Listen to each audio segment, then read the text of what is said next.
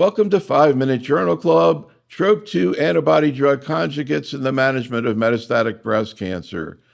This is medical oncologist Dr. Neil Love. I met with Dr. Erika Hamilton from the Sarah Cannon Research Institute to discuss recent key presentations and publications. In the first issue of this program with Dr. Hamilton, we chatted about the most recently approved of now a plethora of available antibody-drug conjugates, the TROP2 ADC Datopotamab deruxtecan for patients with endocrine-resistant metastatic ER-positive breast cancer, and more recently, for recurrent EGFR mutant non-small cell lung cancer. As the evidence for the use of ADCs increases, we see a frequent theme of greater efficacy than chemotherapy and often less toxicity, but also side effect profiles that may include different and new toxicities. The next paper discussed with Dr. Hamilton was by Heist et al. In the April 2024 issue of Cancer Treatment Reviews, reviewing the management of patients receiving Dato-DXd, and in particular, 3 very helpful graphics outlining a recommended approach to mucositis stomatitis, ocular surface events or keratitis, and interstitial lung disease. I asked Dr. Hamilton for her thoughts and approaches to using this agent. If I could leave people with one pearl, is to just not mentally group all the ADCs in one bucket. If you're walking in and you think this patient's on an ADC and their side effect profile is going to be similar to the ADC patient I saw in the other room, that's not true. These drugs are really unique. And I think that makes it a challenge for community oncologists because there's such a breadth of information. I think it's helpful that we're starting to use these drugs, again, Dato and lung cancer, et cetera. But they really do have unique side effect profiles. So I think from trastuzumab deruxtecan, now that we have multiple indications, we're familiar with the fact that we've got to take ILD seriously. And different than immunotherapy, pneumonitis or ILD, we're holding even for grade 1. So these cases of, we see it on a restaging scan, the patient's asymptomatic, we need to act early because in the case of ADC, this can progress to fatal ILD if we don't kind of hold drug, get rid of it, and get the patient back on it. And then again, this similar to trastuzumab deruxtecan as well, that if we see grade 2 or if we see symptomatic ILD, we're not supposed to re-challenge with drug. And I think sometimes that's challenging for us in the clinic because patients are getting, such a great response to this. The other notable side effect with datopotamab, which really is unique, you'd think it would be similar to sacituzumab because they're both TROP2 targeting ADCs, but it's not, is the mucositis. And again, the strategy here is prophylactic steroid mouthwash. Not once they have sores, but they've really got to be diligent about it up front. Luckily, we don't have a big problem in the United States of getting this, but it can be a problem to get the steroid compounded mouth rinse in some other countries. But we're really trying to use that 4 times a day, rinse around the mouth, spit, etc. And that does help, in my experience, cut down with mucositis quite a bit. The challenge is if these people get mucositis, it's hard to get rid of. Even a week or 2 of dose holding doesn't really completely resolve it. And then, our other side effect is just nausea. We certainly can see nausea with our antibody drug conjugates. And so again, the strategy of using a prophylactic antiemetic, drug regimen. It's different from chemo because I think chemo really, it's, a lot of nausea and it kind of fades off a little quicker. What we see with our ADC patients, because the half-life is longer, is that nausea tends to last a full week, maybe a week and a half or even 2 weeks. And so they really just kind of need a prophylactic, around the clock regimen. And then most of them do very well. The other side effect that we see across some of these are ophthalmologic, issues. Certainly a bigger issue. I'm kind of, have experience with some other ones from phase 1, but like mirvetuximab, this is really significant eye toxicity. I would say that the breast cancer ones, we have not seen that kind of eye toxicity. This is mainly just dry eyes. And so most of the time, just a simple lubricating eye drop is sufficient. But certainly just awareness that if your patient's complaining about eye symptoms, this can be a side effect of drug and have them see, an eye doctor for that. So I was thinking about another faculty person we had who said, Well, if you have the DXD payload, you always, quote, have to think about pneumonitis. But I mean, there are a lot of drugs in oncology that, I've heard so many cases of pneumonitis of all different kinds of drugs. And then I've heard other people say that maybe the reason TDXD it's a problem is there are a lot of HER2 receptors in the lung. So are the other, deruxtecan payload ADCs that aren't HER2 really elevated ILD? Do you really deal with it the same way as TDXD, or is TDXD different because of this HER2 thing? Yeah, that's a really spot on question, I think. I think it actually has to do with the HER2, ironically. It may be a combination of the two. But what we do know is from the Dato trials, as well as a third DXD ADC, patritumab deruxtecan, which targets HER3 that's been in multiple trials, is that we see much less ILD and lower grade ILD in these other deruxtecan payloads than we do with trastuzumab deruxtecan. So I think it does have a little bit to do with the HER2. But because of that, these deruxtecan payloads do have a little bit, more strict guidance around the ILD and really being cautious about this. I've got to say that I think it's really important to educate the patients about this because, if somebody has a little bit of cough, they're probably going to a walk-in clinic or they're going to their primary care office. They're not necessarily calling their oncologist and thinking it has anything to do with it. And, the average walk-in clinic that sees a 70-year-old with a little bit of cough is probably going to think that they have bronchitis or a virus and may not really pick up on the fact that this could be ILD. So having our patients know that this can be a side effect and calling is pretty important. Any other comments or observations about mucositis? I think it's challenging. Dexamethasone mouthwash, whether we talk about, everolimus in the Swish study or the ADCs, really has been our best prophylaxis for mouth sores. There's been some look at having holding ice chips in the mouth during infusion, kind of like we do cryotherapy on the hands and feet for neuropathy.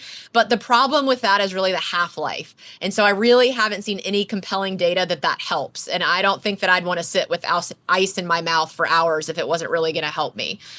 We know that good oral hygiene is important, right? People that have kind of worse baseline, gum disease, tooth disease, do tend to have more problems. So probably not, having as much bacteria and decay already in the mouth is helpful.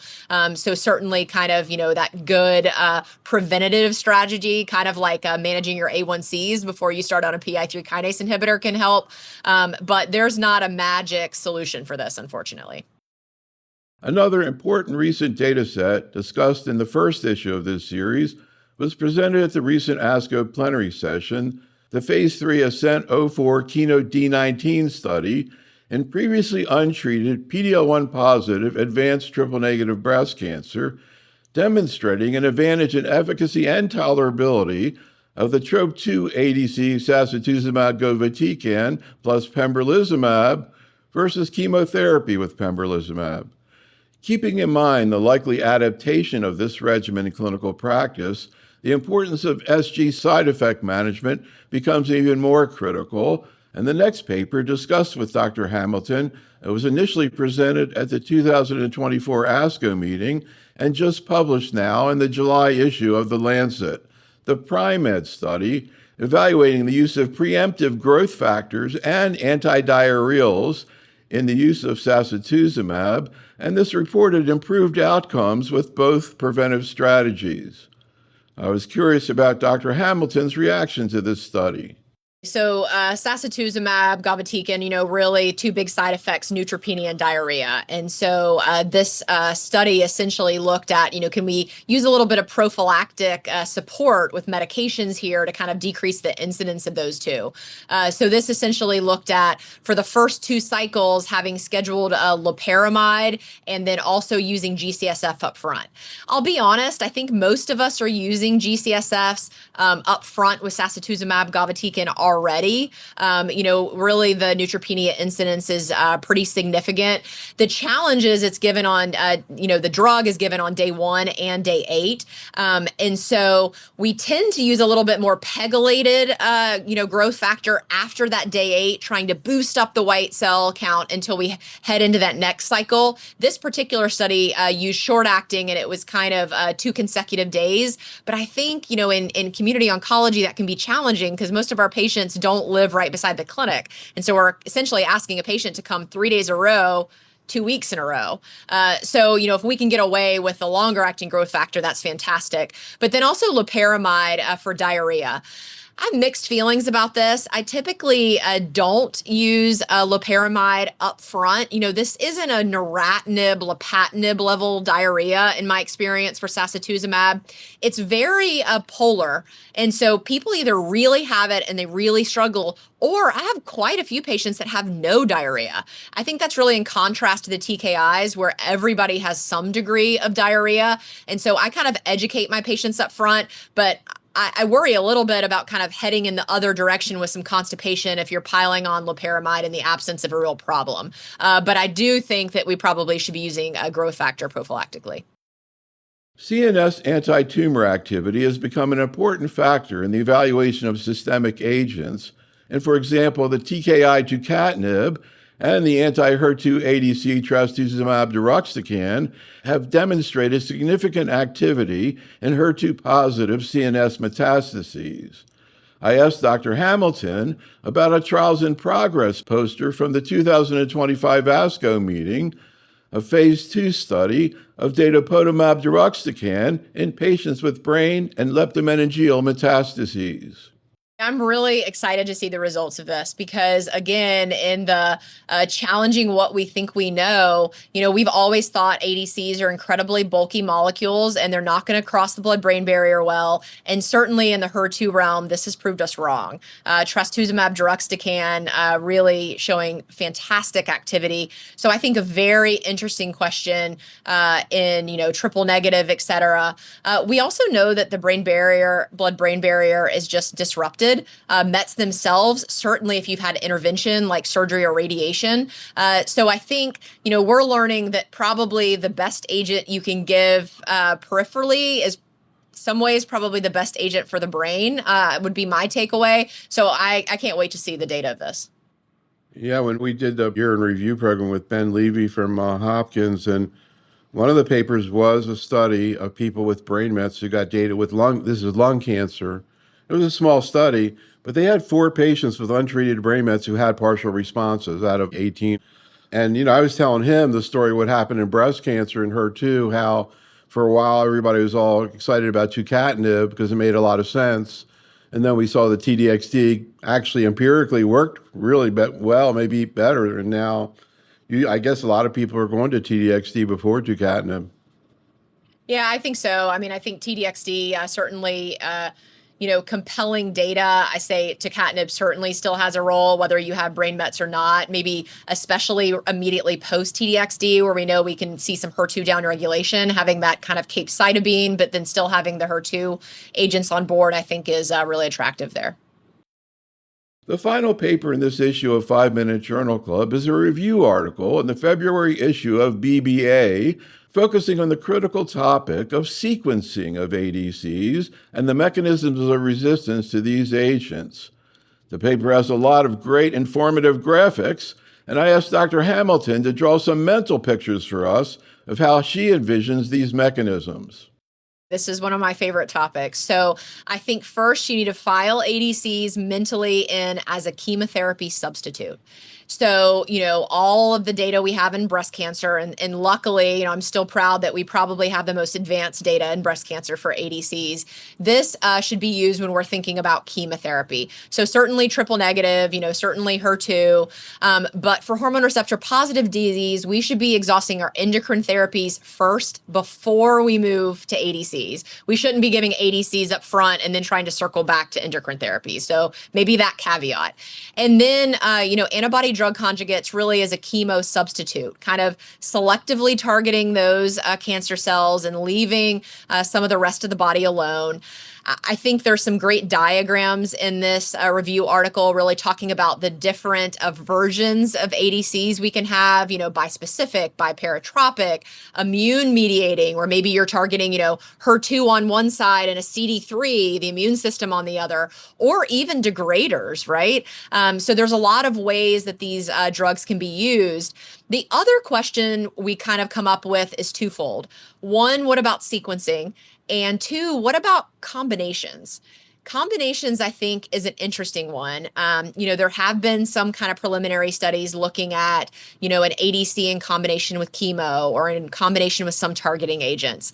I think combining with immunotherapy or combining with endocrine blockade, non-overlapping toxicities, probably, a fine idea for sure.